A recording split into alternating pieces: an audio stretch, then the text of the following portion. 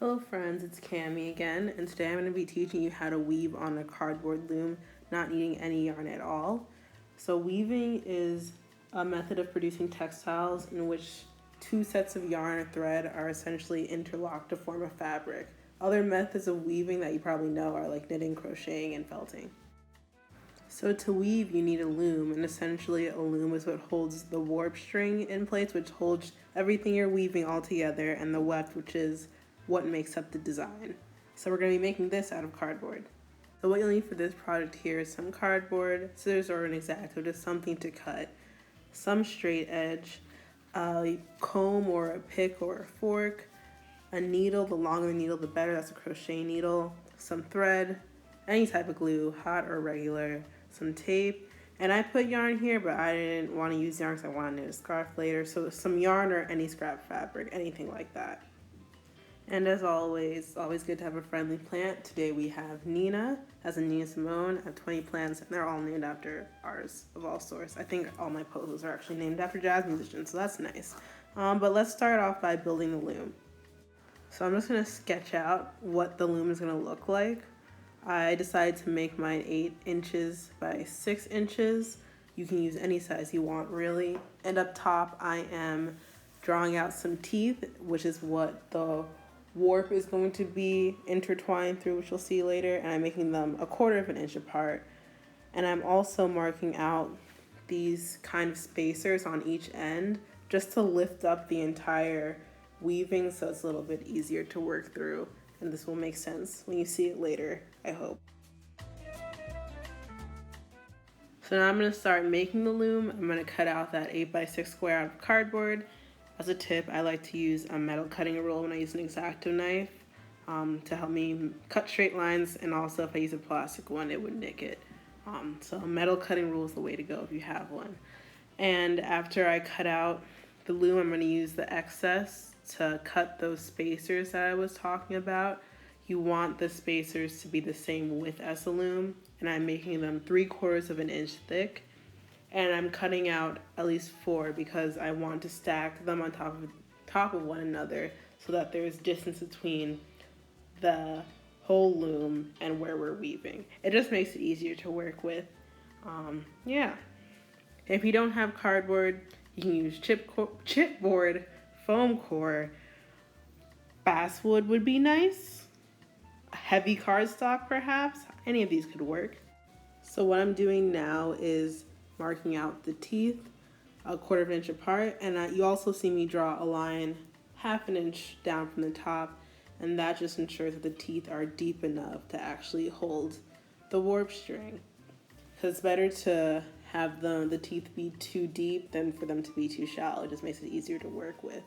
And now I'm marking out the teeth 1/4 of an inch apart, and what I should have done instead of measuring the top and the bottom separately is just measure from the top, use the T-square and draw a line all the way down so it would have ensured that the top and bottom teeth are lined up. I don't know why I didn't do that, but I think you should.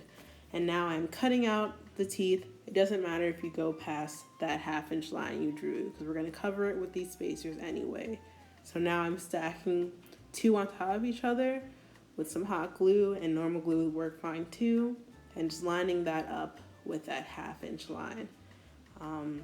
Using as little hot glue as possible because it is a precious resource, and I have 2 left, so I am not being very generous at all. And after you do that, you have your loom set up. And now we can start weaving.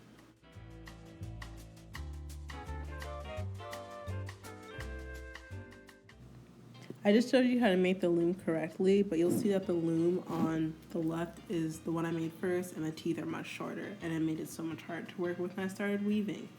But I made the mistake so you don't have to. So now we're all good.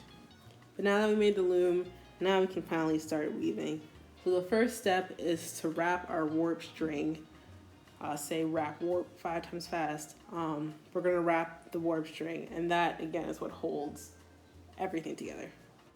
So I'm going to take my warp string, and right here I'm using jute, which is like a type of twine, and I'm going to knot it 3 times for safety on one end, and then tape it to the back. Put it through one tooth and tape it to the back. I swear I had cotton butcher's twine. My apartment is one room. I looked everywhere and couldn't find it, so this is gonna work for now. You can use anything really.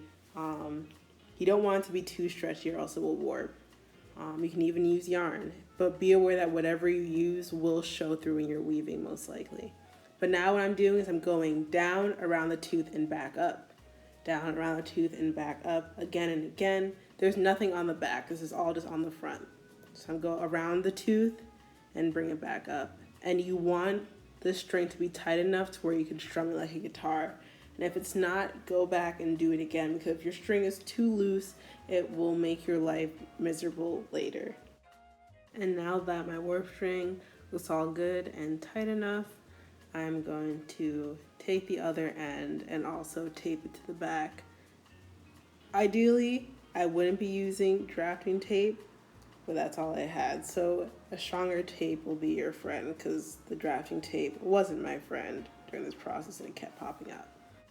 And then I took a lunch break because this is at the point where I was still using the old loom with the teeth that were too short. So I recognized that I was probably hungry or thirsty or tired. I was hungry, so I took the scallions that I regrow on my kitchen sink and I made some ramen with some silky tofu. It was nice, spicy, delicious. Okay, just remember to eat. Okay, back to the program. So step 1.5, before we start weaving, we're gonna prepare some weaving material. So like I said, I'm making this a yarn-free tutorial, also because I wanna save the yarn I have to make a scarf. But you don't have to use yarn to weave. You can use old fabric scraps, ribbon, old t-shirt scraps, even the twine that was my warp string I'm gonna weave with. So right here, I'm ripping up some leftover muslin I had into strips, and then I'm tying them together to essentially make one long piece. And after I tie them together, I'm gonna snip off the little excess from the knots. As a little tip, it's easier to use more stretchy materials like cotton t-shirt scraps are perfect, but I already cropped my t-shirts to make masks and I don't want any more cropped t-shirts. But that's just to say that stretchy material is a little easier to work with, and this muslin wasn't as stretchy or not stretchy at all really. So it wasn't as fun to weave with. So stretchier fabrics are fun, as a note. Okay, now that we have our weaving material, or what's called the weft, we can actually start weaving. The key is to think over, under, over, under. So I'm showing you this on this little graphic to make it a little easier. You can see that I alternate from going over, under, over, right to the end. I spin around and do the opposite. The trick is to just do the opposite of whatever the row is below it, as you can see. And whenever you start, it's a good idea to wrap the first string behind the warp string.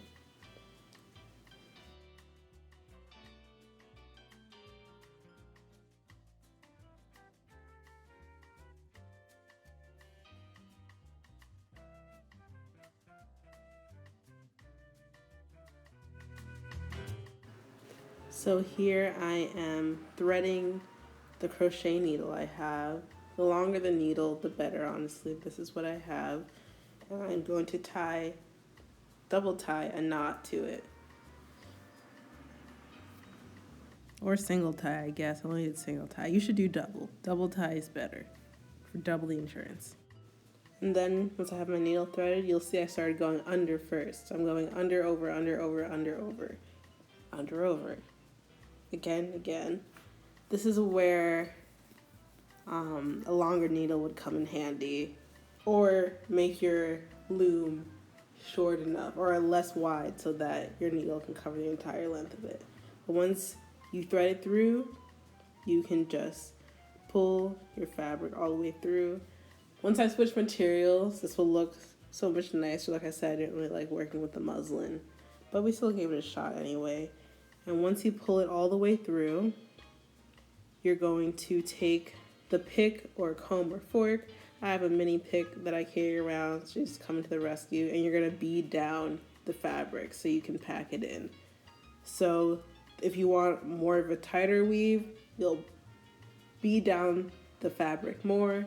you want a less tight weave, you do it less, that sort of thing. And just because the last weave, you can see that I ended it over, so when I turn around, I'm going to go under first.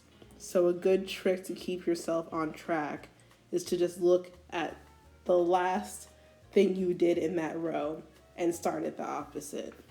So because that row started over, I am ended over, I'm going to start under. So it's just opposites. It's just a nice opposite game. And again, pull it all the way through.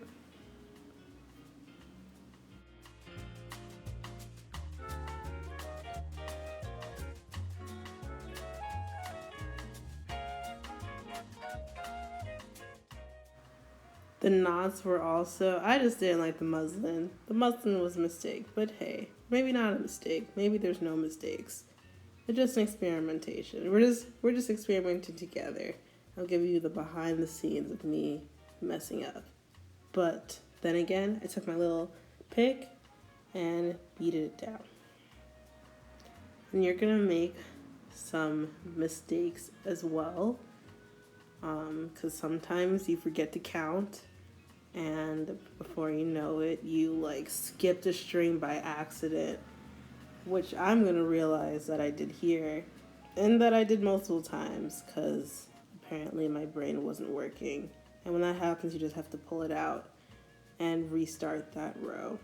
Another little piece of advice is to not listen to super emotional movie soundtracks while you do this, because I was listening to like Hans Zimmer and the soundtrack to Interstellar, which is beautiful, but it's so dramatic. There's so many crescendos and swells, and there's so much emotion, and it just makes every mistake that you make seem so much more amplified and so much more dramatic when there's this dramatic soundtrack behind it all. I was listening to it while I was doing my taxes. That was a mistake. I ended up going to bed at 7 p.m. because I was just frustrated, and it's just listen to something happy. Just listen. That's just my suggestion. The soundtrack. I have a playlist of movie soundtracks. That's what I cry to. You know, whenever my friends see it on Spotify, so you can see what other people are listening to, they text me and tell me to listen to ABBA instead. But that's besides the point of all of this. A little note related to weaving actually is when you pull the weaving through, don't pull it too tight, or else your weaving will start to like bow in and look like an hourglass. You don't want to pull too tightly. So now I'm going to show you how to change materials or colors. So essentially, take the tail of the material you're going to stop using and wrap it around the warp string once, and then you can just start weaving with the new color over and under like we did when we started. Just make sure to wrap it around the warp string again. That just helps keep it in place a little bit. You can let both of the tails hang out the back, and we'll take care of them later when we're cleaning everything up. But yeah, essentially changing materials or colors is just like starting again. You just let the tails hang out the back. So now I'm switching over to that jute twine that I use as my warp string. Tie it around the needle again, and now I'm starting under, over again.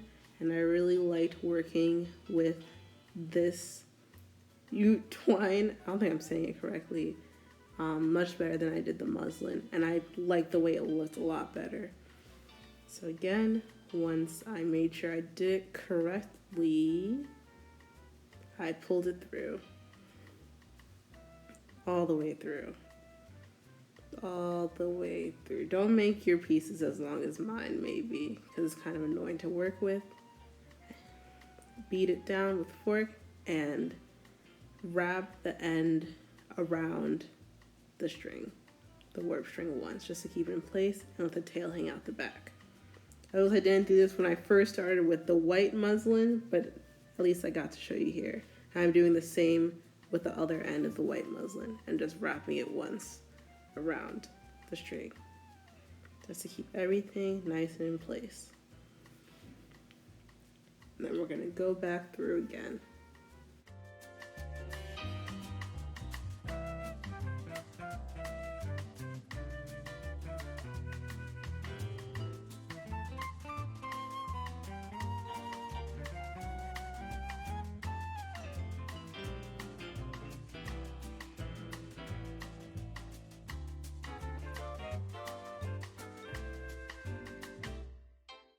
And now I've done a couple of rows now, and you can see that I've put a lot of pressure when I beaded this twine down, so you can barely see the warp string through. It's really tightly packed, and I like the way that that looked. So what I'm doing now, I'm deciding to do now, so I'm kind of making a little bit of a design. I kind of want that top part to go across at an angle, at a diagonal. So essentially what I'm doing now is I'm using one less string every 2 rows. So I will go to that 4th string twice, and then after I go across and back once, I jump up and go 1 string over. So I'm essentially just taking away 1 more warp string with every 2 rows. So by the end it looks like a diagonal. So it's just like weaving like normally as you would all the way across, just a little bit less each time. And that's essentially how you can make some fun designs. If it's easier to do, if you have a more complex design, you can draw it on a piece of paper and slip it below the weaving. So you can trace it, or you can use a marker and trace it onto the strings.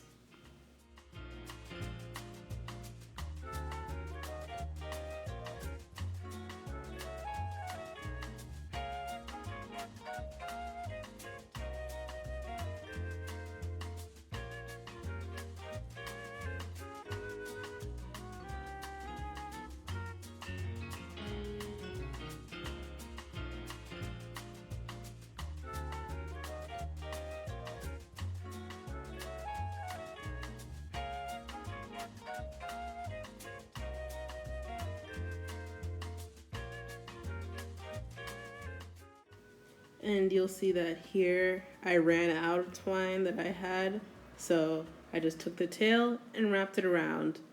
No big deal, let it hang out the back, and then I got some more of the twine, tied it to the needle again, and then kept going. Easy peasy.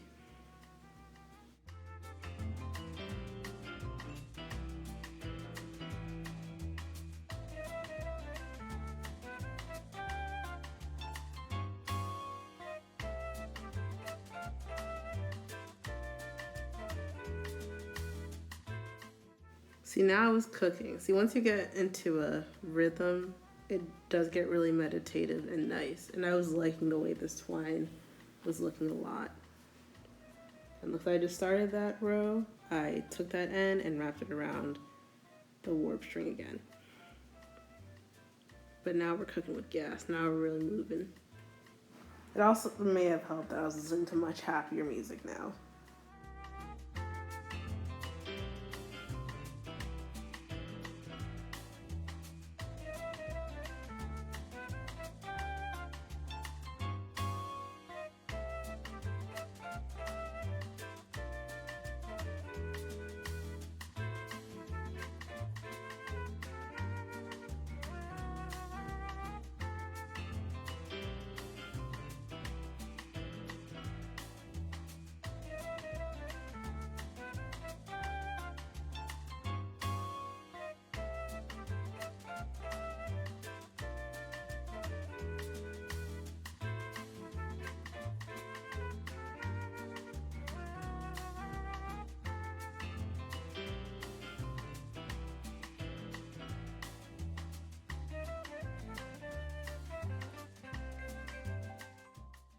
So here I wanted to fill in that last empty triangle with this last scrap of a black t-shirt that I found. So again, I'm ripping it into pieces and tying it together.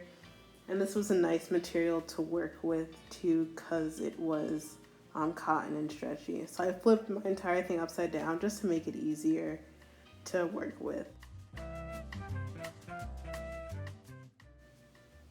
And then I'm again pulling it through and wrapping the end around. Make sure when you wrap things around and leave tails, you leave long enough tails so that you have something to grab onto when you tie it, or else it's going to be a sad time.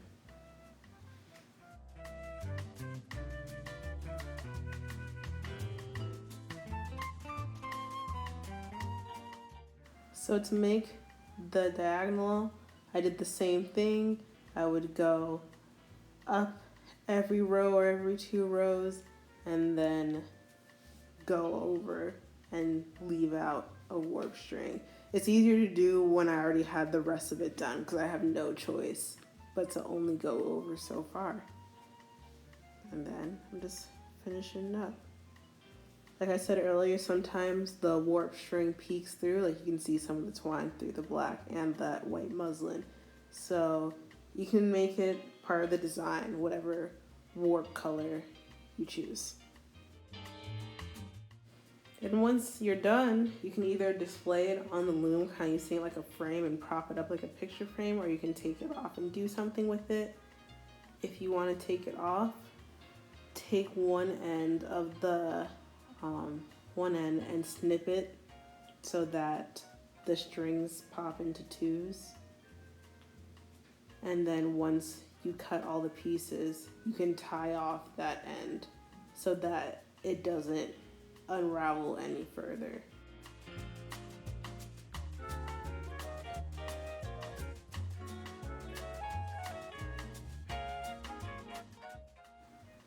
And then once you've tied off all those ends, you can either do the same on the other side or just slip it off because the teeth will just let you slip it off easily. And then you can trim off all the loose ends from tying one end. Remember those tails I said that you can let hang out the back that we're gonna take care of later?